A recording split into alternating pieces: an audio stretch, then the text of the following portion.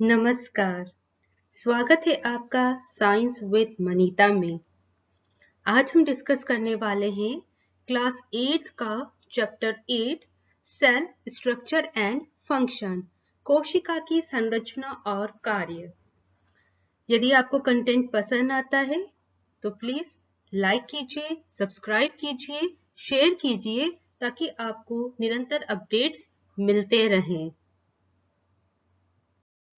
सबसे पहले हम कोशिका की संरचना और कार्य को डिटेल में स्टडी करने से पहले इसकी हिस्ट्री देख लेते हैं। सेल है क्या? कोशिका सजीव के शरीर की संरचनात्मक और क्रियात्मक इकाई है।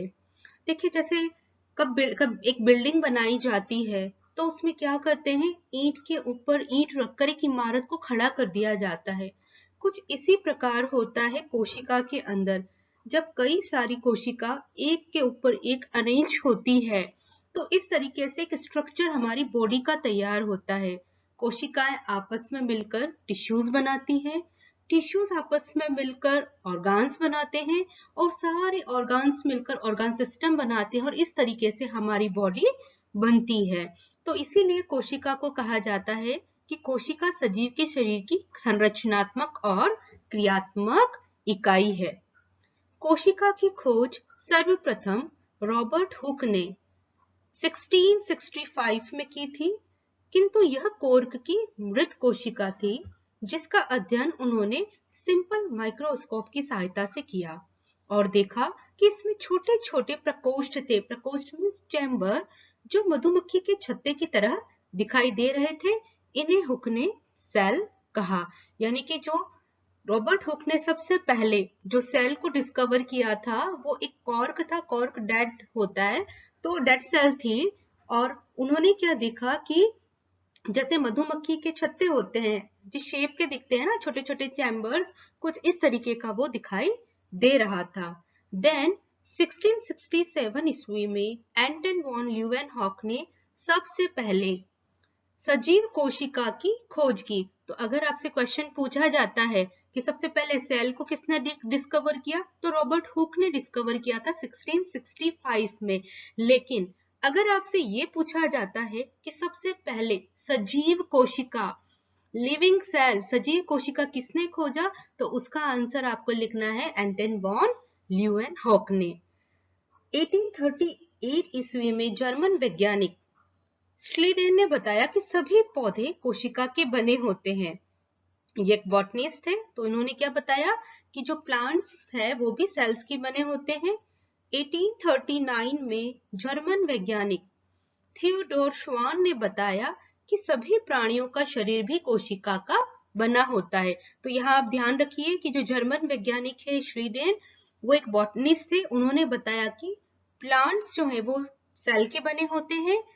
श्वान जो थे एक ज़ूलॉजिस्ट थे, उन्होंने बताया कि जो एनिमल्स हैं उनकी बॉडी भी सेल्स की बनी होती है। 1855 विर्चो ने बताया कि सभी कोशिकाएं पूर्ववर्ती कोशिकाओं से बनती है।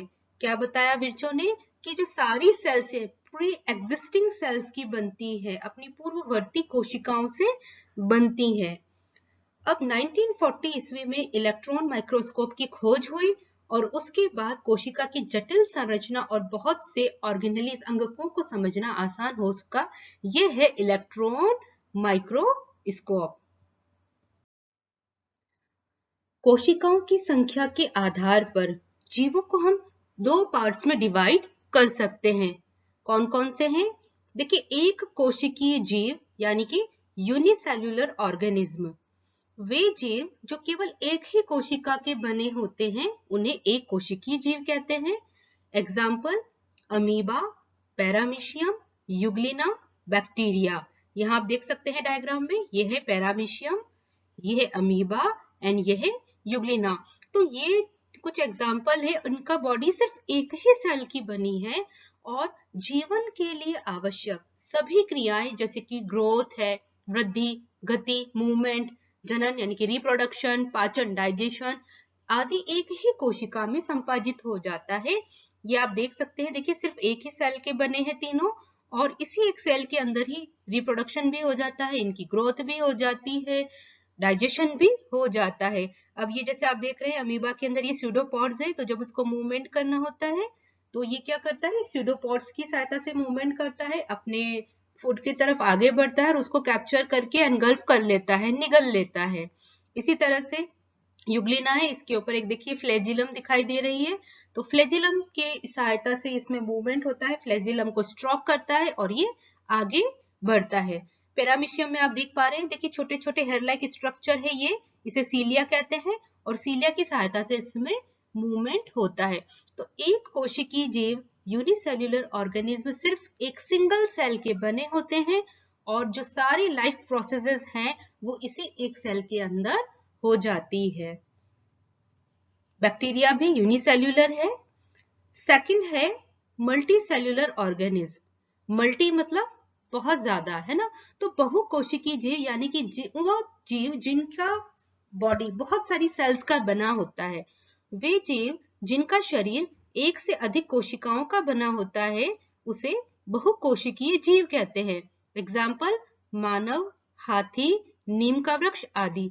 देखिए हमारे अंदर डिवाइडेशन ऑफ लेबर है, अलग है, हमारा सिर है, हमारे हैंड्स हैं, नेक है, आईज है, नोज है, लिप्स है, ईयर्स हैं, है ना, काफी कॉम्प्लिकेटेड स्ट्रक्चर है। डाइजेशन सिस्टम हमारा अलग है, हमारा सर्कुलेटरी सिस्टम हार्ट वाला वो अलग है, रेस्पिरेटरी सिस्टम हमारा वो अलग है। तो काफी सारे कॉम्प्लेक्स ऑर्गन सिस्टम सारा कुछ मिलकर एक पूरी बॉडी बनाते हैं, यानी कि हमारा जो बॉडी है वो मल्टी सेल्यूलर है, बहुकोशिकीय जीव से हम बने हुए हैं। बहुकोशिकीय जीवों का संगठन जटिल होता है। सभी कोशिकाएं मिलकर ऊतक यानी कि टिश्यू बनाती है। सभी टिश्यू से मिलकर अंगों का निर्माण होता है। टिश्यूज क्या है? टिश्यूज एक समान कोशिकाओं का वह समूह है जो एक विशिष्ट कार्य करता है, यानी कि टिश्यू में सारी सेल्स एक जैसी होंगी। मसल सेल्स है तो मसल सेल्स ही होंगी, नर्व सेल्स है तो वो सारी नर्व सेल्स ही होंगी, वो बिल्कुल एक जैसी सेल्स का ग्रुप होगा। कोशिका की आकृति एवं माप में विविधता। अब जो ये सेल्स से अलग अलग साइज की होती हैं, इनका आकार अलग हो सकता है, इनका जो मेजरमेंट है वो अलग हो सकता है। कोशिका की आकृति अपने कार्यों एवं आवश्यकता के आधार पर अलग अलग हो सकती है। अमीबा है यूनिसेल्युलर ऑर्गेनिज्म जिसका कोई निश्चित आकार नहीं होता है। इसमें स्यूडोपोडिया बनने के कारण यह निरंतर अपना आकार बदलता रहता है, जिससे इसे गति करने और अपना भोजन पकड़ने में आसानी रहती है। अब हमारे मनुष्य के अंदर क्या है? मनुष्य की में रक्त में पाई जाने वाली व्हाइट ब्लड सेल्स यानी कि WBC भी अपना आकार बदल सकती है, जिसके कारण वो जर्म्स को नष्ट कर पाती है। बहुकोशिकीय जीवों में कोशिकाओं का विविध आकार विशेष कार्यों को करने के लिए होता है।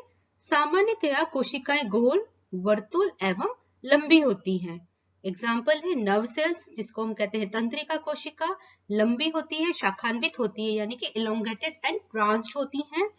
मस्तिष्क और शरीर के अन्य भागों के मध्य संदेश का आदान प्रदान करती है और शरीर के विभिन्न भागों के मध्य संतुलन और समन्वय यानी कि कोऑर्डिनेशन करती है। किसके बीच? बॉडी के जो विभिन्न पार्ट्स है, हमारे हाथ है, पैर है, सिर है, नेक है, तो इन सब के बीच में एक तो बैलेंस बनाती है, कोऑर्डिनेशन बिठाती है। कोशिका के विभिन्न संघटक एक झिल्ली द्वारा परिबद्ध होते हैं, यानी कि कोशिका के जो विभिन्न ऑर्गेनेलीज हैं वो एक मेम्ब्रेन से कवर्ड होते हैं और यह मेम्ब्रेन पौधों और प्राणी कोशिकाओं को आकार प्रदान करती है। मसल सेल्स तर्करूप, लंबी और दोनों किनारों से नुकीली होती है। ये देखिए आप डायग्राम के अंदर, ये है मसल सेल्स, दोनों किनारों से नुकीली है, शार्प एंड है इसके और लंबी है, जिससे इसे फैलने और सिकुड़ने में मदद मिलती है और शरीर के विभिन्न भागों में ये गति कर पाती हैं। प्लांट सेल में एक अतिरिक्त आवरण होता है जिसे कोशिका भित्ति यानी कि सेल वॉल कहते हैं। आगे जब हम डिटेल में इसका स्ट्रक्चर देखेंगे तो वहां आप देख पाएंगे सेल वॉल को। और यह सेल वॉल क्या करता है? पौधों को आधार और दृढ़ता प्रदान करता है। तो सेल वॉल क्या करेगा? पौधों को आधार प्रदान करेगा, पौधों को दृढ़ता, है ना, स्टेबिलिटी प्रदान करता है, स्ट्रॉन्ग बनाता है। फिर है बैक्टीरिया। बैक्टीरिया में भी कोशिका भित्ति होती है, सेल वॉल होती है और इस सेल वॉल को अगर नष्ट करते हैं तभी बैक्टीरिया मरता है। अगर ये सेल वॉल है, इसको अगर आपने नहीं भेदा तो बैक्टीरिया को आप कोई हार्म नहीं पहुंचा सकते हैं। सबसे छोटी कोशिका का आकार होता है 0.1 से 0.5 माइक्रोमीटर, जो है बैक्टीरियल सेल्स का। आप ध्यान रखिए, पूछा जा सकता है कि सबसे छोटी सेल, सबसे स्मॉलेस्ट सेल कौन सी है, और ये भी पूछते हैं कि सबसे लार्जेस्ट सेल कौन सी होती हैं। तो सबसे छोटी कोशिका का आकार होता है 0.1 से 0.5 माइक्रोमीटर, वो है बैक्टीरियल सेल। सबसे बड़ी सेल है ऑस्ट्रिक यानी शुतुरमुर्ग का अंडा, जिसका साइज है 170 mm 130 mm। अब हम देखेंगे कि कोशिका के विभिन्न संघटक यानी कि सेल्स के अंदर क्या क्या पार्ट्स होते हैं, सेल में क्या क्या ऑर्गेनेलीज होते हैं। तो कोशिका के मूल घटक हैं कोशिका झिल्ली, जिसे हम कहते हैं सेल मेम्ब्रेन, कोशिका द्रव्य, साइटोप्लाज्म, न्यूक्लियस। मेन क्या क्या है, आपका क्वेश्चन ये बन सकता है कि मूल घटक या कि मेन पार्ट कौन से हैं। तो मेन पार्ट में आएंगे कोशिका झिल्ली, सेल मेम्ब्रेन, कोशिका द्रव्य, साइटोप्लाज्म और केंद्रक न्यूक्लियस। अन्य भाग में आते हैं mitochondria, ribosome, lysosome, Golgi body, plastid जिसको हम लवक कहते हैं, रिक्तिकाएं यानी कि वैक्यूल्स। तो एक एक करके हम थोड़ा डिटेल में इनके बारे में जानेंगे। सबसे पहले हम देखते हैं प्लाज्मा मेम्ब्रेन यानी कि कोशिका झिल्ली। इसे प्लाज्मा झिल्ली भी कहते हैं। यह सरंध्र होती है यानी कि पोरस होती है। इसमें छेद होते हैं। कोशिका द्रव्य एवं केंद्रक कोशिका झिल्ली में ही परिबद्ध होते हैं। तो ये जो प्लाज्मा मेम्ब्रेन है, इसी के अंदर होता है साइटोप्लाज्म और न्यूक्लियस। कोशिका झिल्ली के अंदर ही कोशिका द्रव्य और केंद्रक होता है। यह कोशिका की सबसे बाहरी परत है, आउटर लेयर है, जो एक कोशिका को दूसरी कोशिका से एवं कोशिका के अन्य घटकों को बाहरी पर्यावरण से अलग करती है। देखिए सेल मेम्ब्रेन है, इसी के अंदर न्यूक्लियस भी है, इसी के अंदर साइटोप्लाज्म भी है, इसी के अंदर जो बाकी पार्ट्स है mitochondria, ribosome, lysosome, Golgi body, plastid, vacuole, सब कुछ इसके अंदर है। और ये क्या करती है, एक सेल को दूसरे सेल से अलग करती है।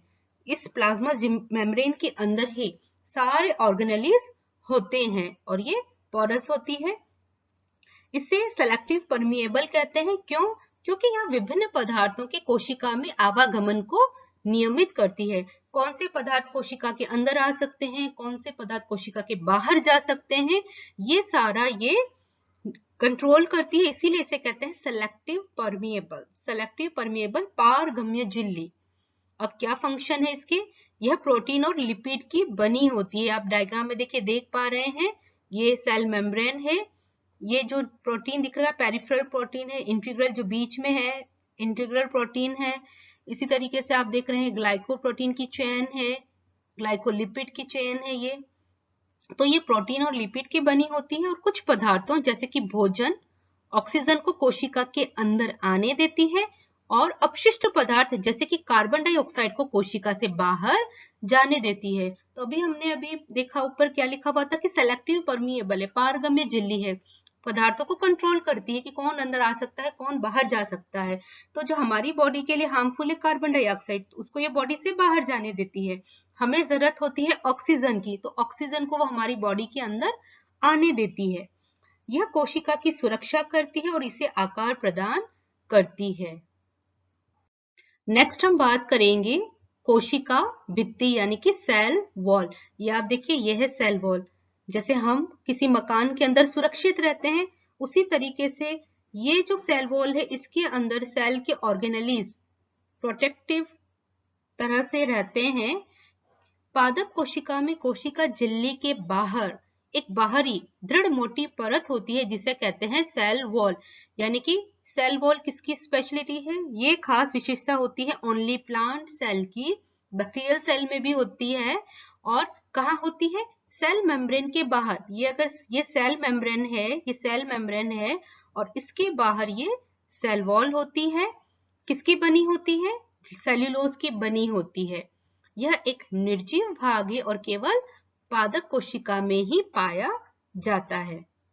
अब क्या फंक्शन है इसके, प्लांट सेल्स को टेम्परेचर में अगर चेंजेस हो रहा है, तीव्र गति से चलने वाली वायुमंडलीय नमी आदि विभिन्न परिवर्तनों से सुरक्षा की जरूरत होती है।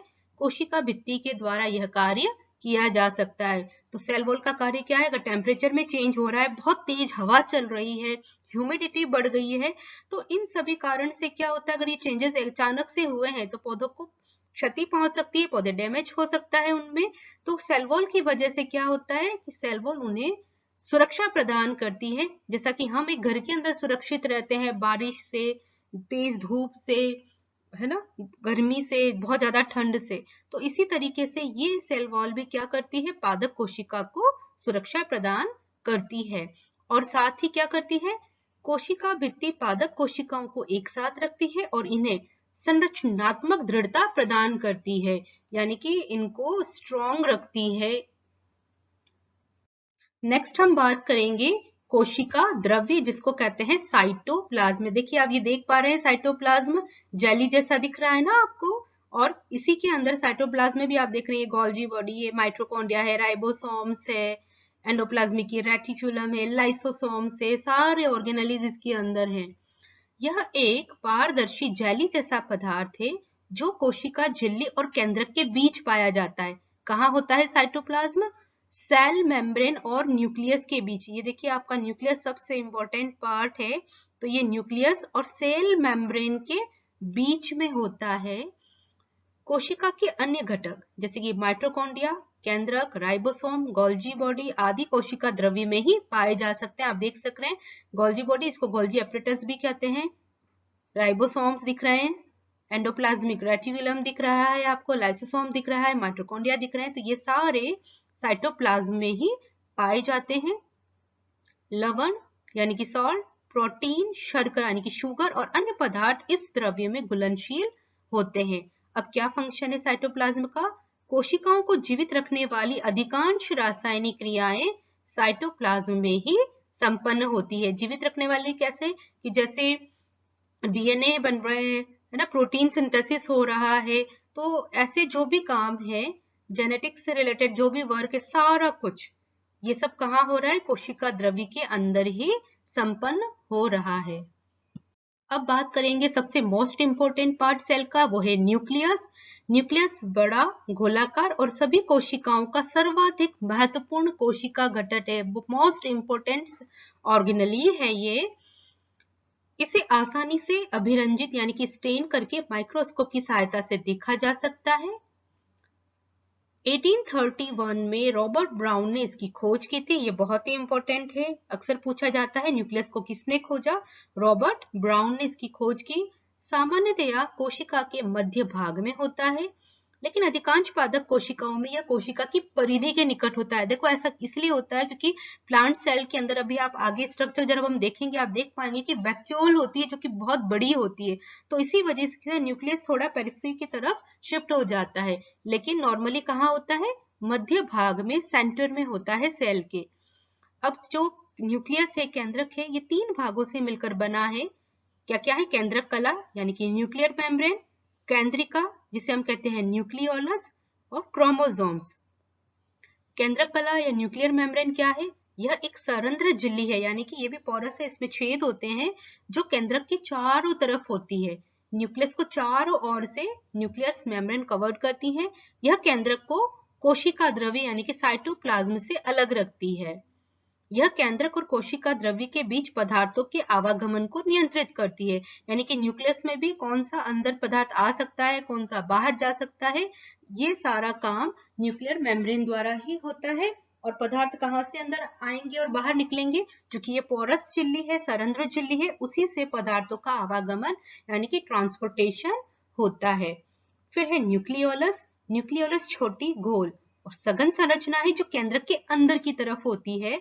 इसे उच्च आवर्धन क्षमता वाले सूक्ष्मदर्शी की सहायता से देखा जा सकता है। फिर है क्रोमोसोम्स। क्रोमोसोम केंद्रक के अंदर धागे जैसी रचना होती है जो क्रोमोसोम या गुणसूत्र कहलाती है। गुणसूत्र या क्रोमोसोम सेल डिवीजन के समय ही दिखाई देते हैं, तो भी थोड़ा इनका साइज मोटा हो जाता है, तभी दिखाई देते हैं। इन्हीं क्रोमोसोम्स पर होते हैं जीन्स, और ये जीन्स रेस्पॉन्सिबल है किसके लिए? आनुवांशिक गुणों को एक पीढ़ी से दूसरी पीढ़ी में स्थानांतरित करते हैं। तो ये भी बहुत इंपॉर्टेंट है कि जो हेरिडिटी कैरेक्टर से आनुवांशिक गुणों को कौन स्थानांतरित करता है? जीन्स। आनुवंशिक गुणों को जीन्स एक पीढ़ी से दूसरी पीढ़ी में स्थानांतरित करते हैं। कहाँ होते हैं जीन्स? क्रोमोसोम पर, गुणसूत्रों पर होते हैं। तो आप ये ध्यान रखें। कार्य क्या है क्रोमोसोम का? यह आनुवंशिक गुणों को माता पिता से उनकी संतति में स्थानांतरित करने के लिए उत्तरदायी होते हैं। यानी कि आप देखिए अपने माता पिता से मिलते हैं, कई बार दादा दादी से, नाना नानी से, परिवार में किसी से भी चेहरा मिलता है, तो ये सब किस वजह से होता है? ये सब होता है जीन्स की वजह से। कहाँ होते हैं जीन्स? क्रोमोसोम पर। और इन्हीं की वजह से आनुवंशिक गुणों का एक पीढ़ी से दूसरी पीढ़ी में स्थानांतरित होता है। इसीलिए हम अपने मम्मा पापा की तरह दिखाई देते हैं। कई बार हम गुणों में भी अपने पेरेंट्स की तरह होते हैं। यह कोशिका के सभी मेटाबॉलिक क्रियाकलापों को कंट्रोल करता है। तो आप देख सकते हैं, ये देखिए न्यूक्लियस, अभी हमने डिस्कस किया था कि न्यूक्लियस किस किस से बना हुआ है? Nuclear membrane, nucleolus and chromosomes. ये देखिए, आप देख पा रहे हैं, ये देखिए न्यूक्लियर पोर्स है ना, ये न्यूक्लियस मेम्ब्रेन है और इसी के अंदर होते हैं न्यूक्लियर पोर्स। इसी से क्या होता है कि कोई भी पदार्थ है उसका ट्रांसपोर्टेशन कहाँ होता है? न्यूक्लियस से साइटोप्लाज्म की तरफ। ये आप धागे जैसी संरचना आपको दिख रही है, ये है क्रोमेटिन और ये सेंटर में है न्यूक्लियोलस। तो न्यूक्लियस है, इसके अंदर क्या है? क्रोमोसोम्स है। क्रोमोसोम्स पर होते हैं जीन्स और ये जीन्स होते हैं आनुवंशिक गुणों को एक पीढ़ी से दूसरी पीढ़ी में ट्रांसफर करने के लिए रेस्पॉन्सिबल। केंद्रक के टाइप के आधार पर भी हम सेल्स को दो पार्ट में डिवाइड कर सकते हैं। क्या क्या है? Prokaryotic cell and eukaryotic cell. Prokaryotic cell यानी कि प्रो मीन्स प्रिमिटिव और कैरियन मीन्स होता है न्यूक्लियस। ऐसी कोशिकाएं जिनमें केंद्रक पदार्थ क्या है? न्यूक्लियोलस है, क्रोमेटिन है, क्रोमोसोम्स हैं। तो जो भी केंद्रक पदार्थ है वो बिना केंद्रकीय झिल्ली के होते हैं, यानी कि बिना केंद्रकीय झिल्ली मीन्स न्यूक्लियर मेम्ब्रेन नहीं होती है, उन्हें हम कहेंगे प्रोकैरियोटिक सेल्स। एग्जांपल है बैक्टीरिया और ब्लू ग्रीन एल्गी, नीले हरे शैवाल। तो प्रोकैरियोटिक सेल्स में क्या होता है कि जो न्यूक्लियस है वो वेल ऑर्गेनाइज नहीं है, उसमें न्यूक्लियर मेम्ब्रेन नहीं है, बिना न्यूक्लियर मेम्ब्रेन के केंद्रक पदार्थ होते हैं। Eukaryotic cell, eu means true, karyon means होता है न्यूक्लियस। ऐसी कोशिकाएं जिनमें केंद्रक झिल्ली युक्त सुसंगठित केंद्रक होता है, मीन्स न्यूक्लियर मेम्ब्रेन होती है और न्यूक्लियर मेम्ब्रेन के अंदर ही सेल के जो ऑर्गेनेलीज है जैसे कि न्यूक्लियोलस है, क्रोमेटिन्स है ना, ये सारा कुछ न्यूक्लियर मेम्ब्रेन के अंदर होता है, न्यूक्लियर मेम्ब्रेन से कवर्ड होता है, उसे कहते हैं यूकैरियोटिक कोशिका। जैसे मानव, पशु, पौधे आदि के अंदर होती है। ये स्ट्रक्चर आप देखिए, बैक्टीरियल सेल है, इसमें आप देख पा रहे हैं, देखिए कोई वेल ऑर्गेनाइज न्यूक्लियस नहीं है, यहाँ पे मेम्ब्रेन नहीं है, ये आपको दिख रहा है, सेल वॉल दिख रही है, ठीक है, राइबोसोम्स हैं इसके, लेकिन जो डीएनए मटेरियल है देखिए ऐसे ही आपको दिख रहा है, इसमें आपको कोई वेल ऑर्गेनाइज न्यूक्लियस नहीं दिख रहा। लेकिन ये एनिमल सेल्स अगर हम देखें तो आप देखिए आपको न्यूक्लियस दिख रहा है, न्यूक्लियस के अंदर न्यूक्लियोलस भी है, न्यूक्लियर मेम्ब्रेन भी होती है। अब जो वायरस है वो ना प्रोकैरियोटिक में आते हैं और ना ही यूकैरियोटिक में आते हैं। ये इंपॉर्टेंट क्वेश्चन क्यों? क्योंकि उनमें सजीवों की विशेषताएं नहीं होती हैं, वे केवल स्वयं की प्रतिकृति यानी कि रेप्लिकेशन बनाने में सक्षम होते हैं, जिसे वे केवल सजीव कोशिकाओं में प्रवेश करके ही कर सकते हैं। तो वायरस क्या करते हैं कि जब किसी होस्ट सेल से बाहर होते हैं तो वो एक्टिव नहीं होते, लेकिन जैसे ही उन्हें कोई होस्ट सेल मिलती है, होस्ट के अंदर एंटर करते हैं, वो बिल्कुल अपने ही जैसा रेप्लिकेशन करना स्टार्ट करके अपने ही जैसी प्रतिकृति यानी कि स्वयं के जैसी वायरस बनाना स्टार्ट कर देते हैं। तो इसीलिए वायरस को हम ना प्रोकैरियोटिक में डालते हैं ना ही यूकैरियोटिक कहते हैं। अब हम देखेंगे नेक्स्ट ऑर्गेनेली है प्रोटोप्लाज्म। केंद्रक और कोशिका द्रव्य मिलकर प्रोटोप्लाज्म बनाते हैं। ये आप देख सकते हैं, ये है आपका न्यूक्लियस और न्यूक्लियस के बाहर है ये साइटोप्लाज्म। ये साइटोप्लाज्म और न्यूक्लियस ये दोनों मिलकर बनाते हैं प्रोटोप्लाज्म और इसे कोशिका का जीवित पदार्थ कहा जाता है, क्योंकि जो जीवन के लिए आवश्यक जितने भी मेटाबॉलिक एक्टिविटी हैं वो सभी यहीं पर हो रही हैं। प्रोटोप्लाज्म वर्ड दिया था परकिंजे ने, ये इंपॉर्टेंट है, पूछा जा सकता है कि प्रोटोप्लाज्म जो वर्ड है वो किसने दिया, तो परकिंजे ने दिया। चिपचिपा और ट्रांसपेरेंट होता है, पारदर्शी पदार्थ होता है। फिर हम बात करेंगे माइटोकॉन्ड्रिया। ये देख रहे हैं आप माइटोकॉन्ड्रिया, कैसा लग रहा है? शू की तरह, है ना, जूते की शेप का दिखाई दे रहा है, जैसे कि कोई स्लीपर है। तो 1886 में रिचर्ड एल्टमन ने इसकी खोज की और 1898 में इसका नामकरण किया था कार्ल बेंडा ने। अब क्या काम है इसका?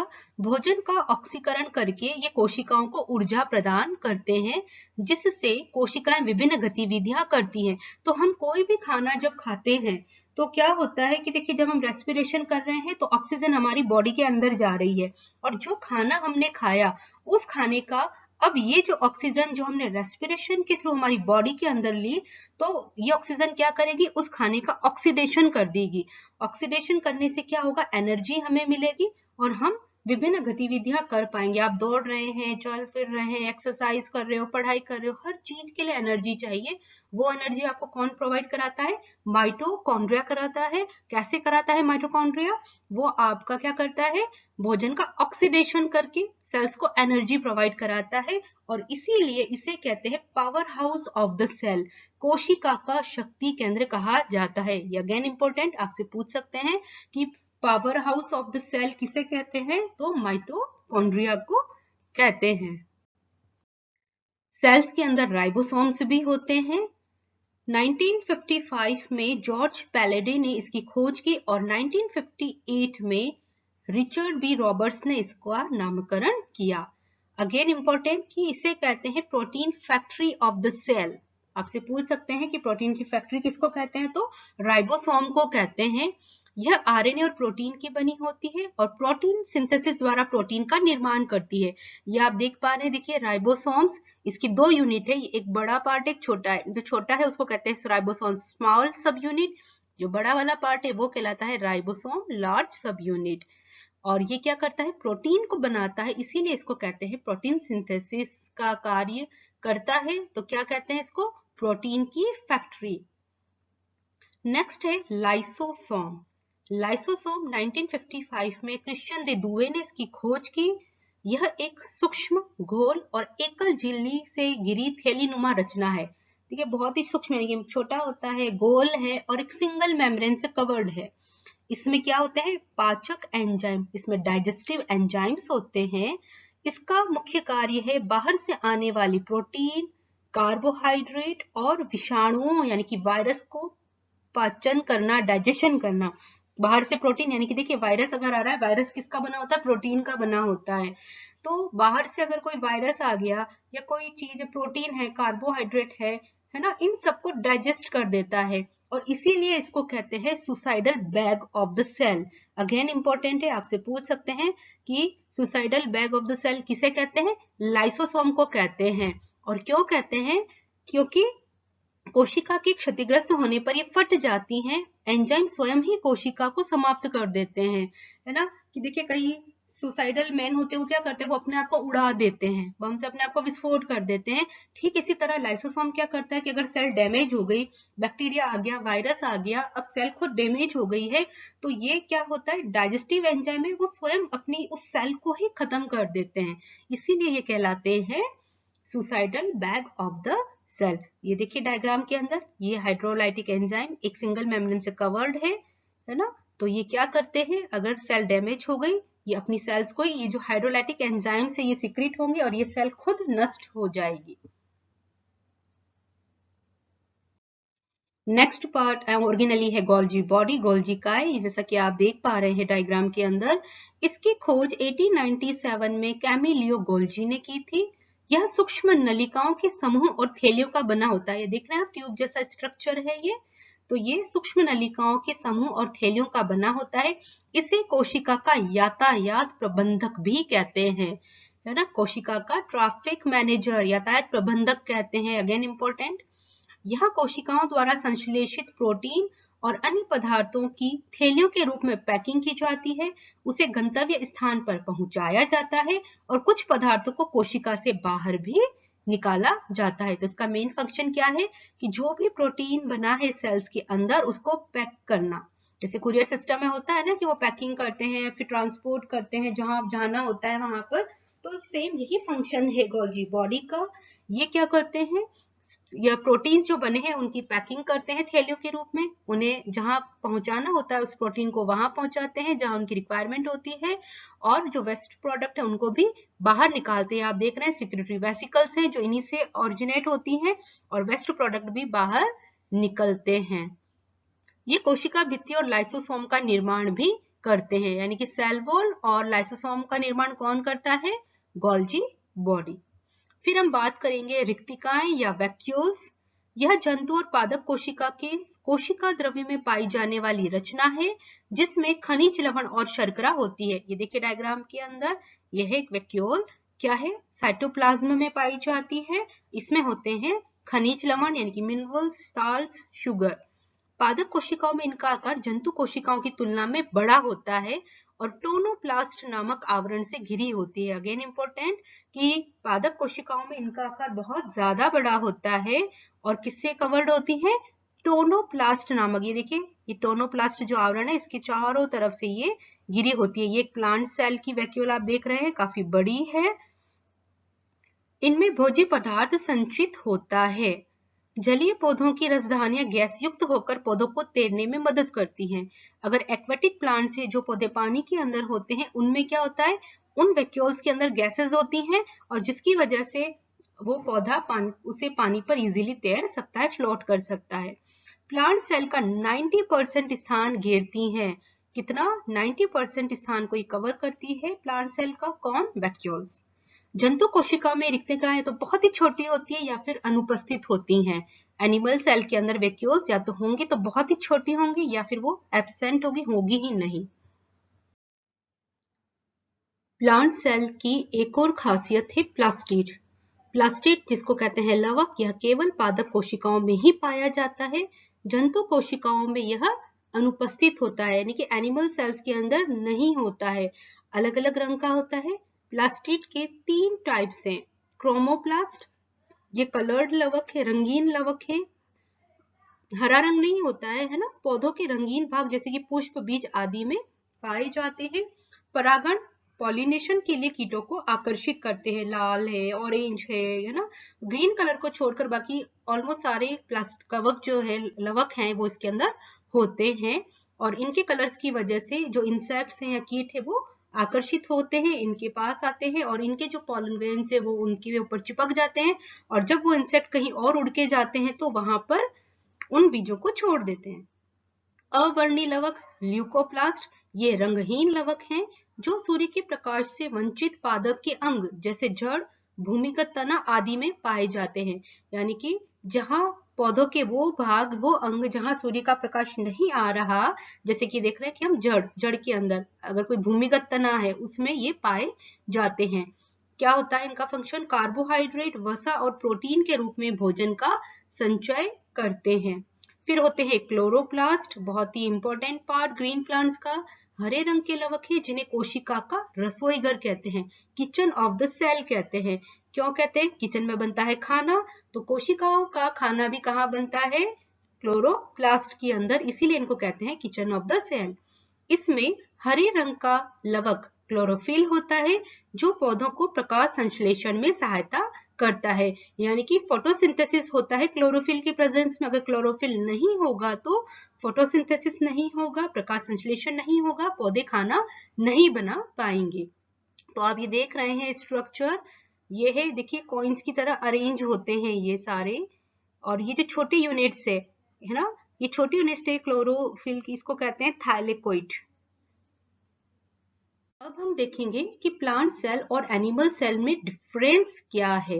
सबसे पहला, पादप कोशिका में सेल्यूलोज की बनी दृढ़ कोशिका भित्ति होती है, सेल वॉल होती है, जिससे इसका आकार नियमित होता है। आपने ये देखिए, ये बाहर जो आपको दिखाई दे रहा है सेल वॉल है। सेल वॉल क्या करती है? पौधों को दृढ़ता प्रदान करती है।